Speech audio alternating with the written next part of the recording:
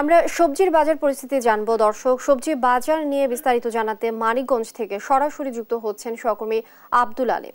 আলিম, আমরা যেমনটা জানি যে মাছ মাংসর অনেক দাম, আসলে আকাশ ছোঁয়া দাম বেড়ে গেছে।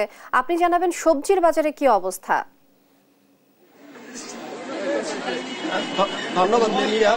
তো কিছুতেই কিন্তু স্বস্তি ফিরছে না মানিকগঞ্জের সবজি বাজারে।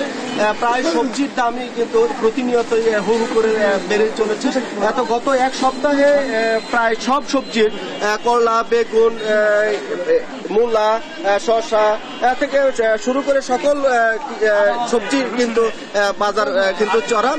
তো আজকে করলার বাজার যাচ্ছে 60 টাকা, বেগুন 60 টাকা, মূলা 60 টাকা, শসা 60 টাকা, পটল 60 টাকা। সব মিলে বলা যায় যে 50 টাকার নিচে কিন্তু কোনো প্রকারই সবজি মিলছে না। তো আমরা যেটা কথা বলে জানতে পেরেছি, ব্যবসায়ীরা যেটি বলছেন যে বাজারে সবজি সরবরাহ কম থাকার কারণে এই সবজির দাম কিছুটা বেড়েছে।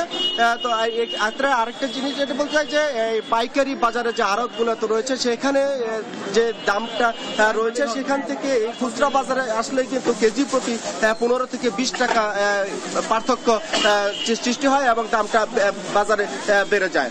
তো সেক্ষেত্রে সাধারণ ভোক্তারা এবং নিম্ন আয় এবং মধ্য আয়ের মানুষ যারা বলছেন যে যেভাবে সবজির দাম বেড়ে চলেছে, এতে করে তাদের কিন্তু অনেকটা বাজারে আসলে দীর্ঘশ্বাস ফেলতে হচ্ছে এবং তারা অনেকটাই অসহায় হয়ে পড়েছেন।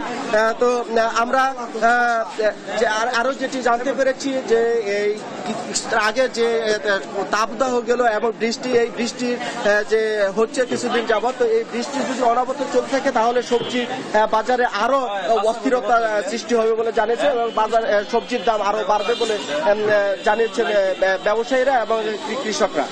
তো আমরা আরো যেটি ভোক্তারা যেটি বলছেন যে এই আলু, পেঁয়াজ এবং আদা, রসুন এগুলোর দামও কিন্তু আসলে বেড়ে চলেছে। তো বাজার মনিটরিং না থাকার কারণে এই অনেকটা খুচরা বাজারে এই পাইকারি বাজারের থেকে অনেকটাই দাম বেশি নিচ্ছে বলে অভিযোগ করেছেন।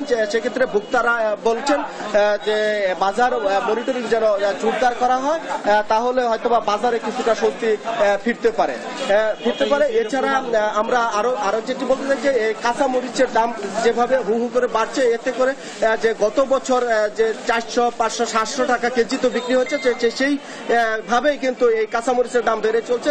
আজকেও কিন্তু কাঁচামরিচ বিক্রি হচ্ছে 240 টাকা কেজি। তো আমরা সব মিলিয়ে বলতে পারি যে বাজারে যে অস্থিরতা, এতে করে অনেকটাই নাভিশ্বাস এবং দীর্ঘশ্বাস ফেলছেন সাধারণ ক্রেতারা এবং সাধারণ ক্রেতারা যেটা বলছেন যে তারা যে আয়ের পরিমাণ যাদের যা ছিল এবং তাই আছে, কিন্তু ব্যয়ের পরিমাণটা প্রতিনিয়তই বাড়ছে, এতে করে হিমশিম খাল খেতে হচ্ছে তাদের সংসার চালানোর জন্য। তো আমরা জেলা প্রশাসনের সাথে কথা বলেছি এবং ভোক্তা অধিকারের যে সহকারী পরিচালক তার সাথে কথা বলেছি যে বাজার নিয়ন্ত্রণে তাদের কোনো ব্যবস্থা নেবেন কিনা। সেক্ষেত্রে তারা উত্তর বলছেন তারা বাজার মনিটরিং নিয়মিত করছেন এবং কিন্তু বাজার আর মনিটরিংটা জোরদার করবে বলে তারা জানিয়েছে। তো লিনিয়া এই ছিল আমার কাছে মানিকগঞ্জের সবজি বাজারের সর্বশেষ খবর।